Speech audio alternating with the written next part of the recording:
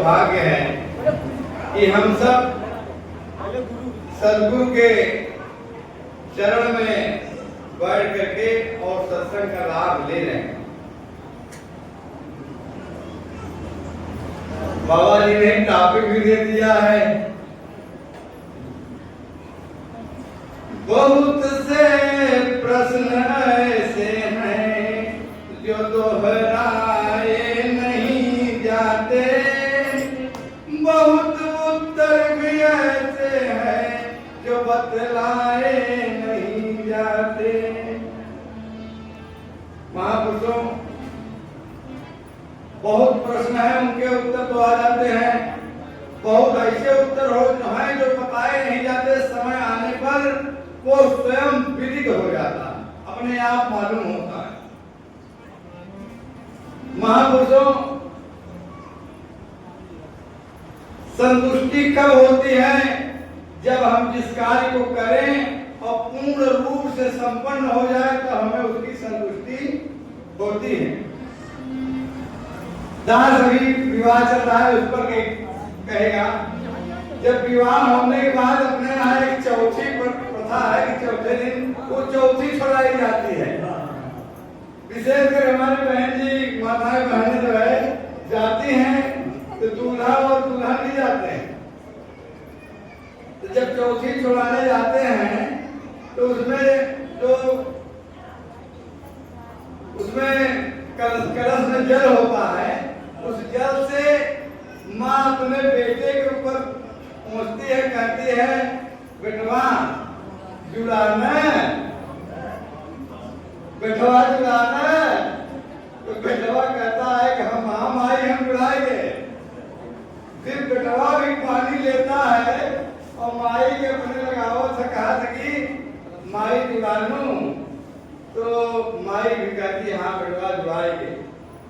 ये बात तो इतना ही है, लेकिन वास्तविकता है कि अगर माँ ने अपने बेटे को जुड़वा दिया है तो बेटे का भी फर्ज है कि अपने माँ को जुड़वावे।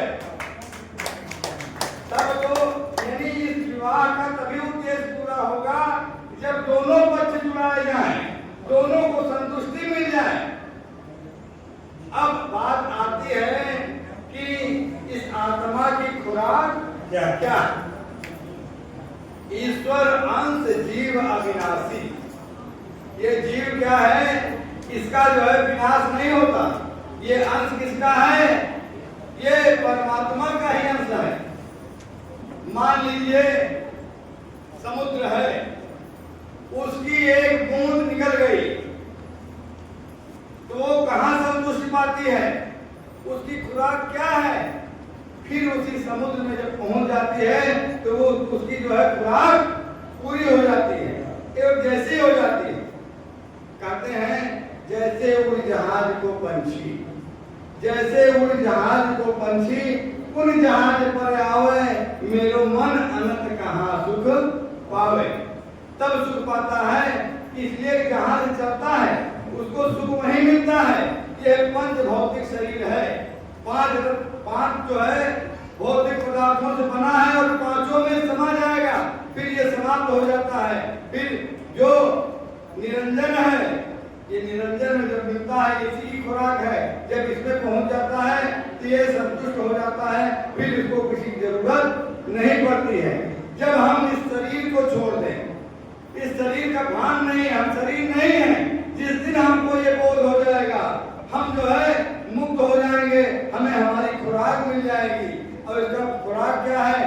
भजन है, सुमिरन है, सत्संग है। इसके माध्यम से हम उसको प्राप्त कर सकते हैं और कोई दूसरा रास्ता नहीं है। भजन भी क्या है?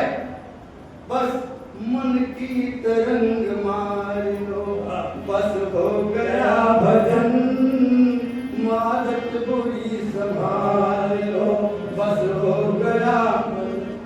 अब हम अपने में विचार करें कि हम जो है अपने मन को, हमारे मन की तरंगे मिट गई कि नहीं मिट गई?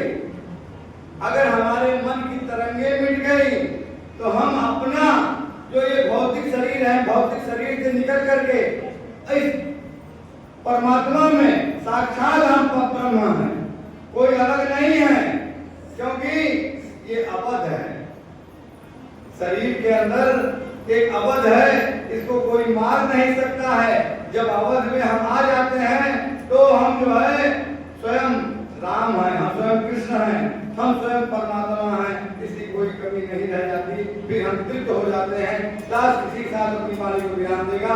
बोलिए सतगुरुदेव भगवान की जय।